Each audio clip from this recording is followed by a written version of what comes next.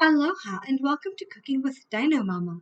Today I am making Merry Girl Scout cookies, snowy thin mints, and they only require three ingredients. This episode is not sponsored by anyone, and anything I use or that you see is what is available in my home or local grocery.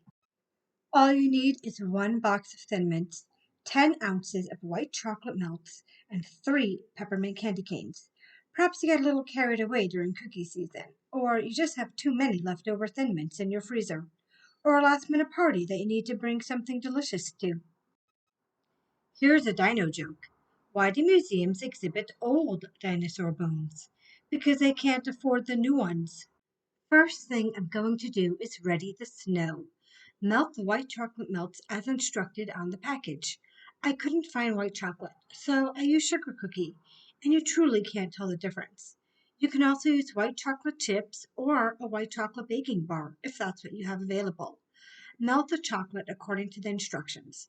I split mine into two bowls so it'd be easier to mix them and ensure the chocolate's nice and smooth for spreading. Next, I'll crush the peppermint candies or candy canes. I crushed mine in a bag using a can. Lay a silicone mat or wax paper on a baking pan and lay your thin mints on top with the flat side up. Now dip the thin mints into the bowl or use a spatula to spread the chocolate on top and sprinkle some crushed peppermint on top of the chocolate. Stick the pan in the fridge to harden for about 1 hour and enjoy!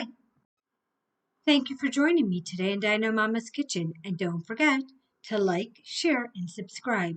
Enjoy, and remember, only nice people get sweets.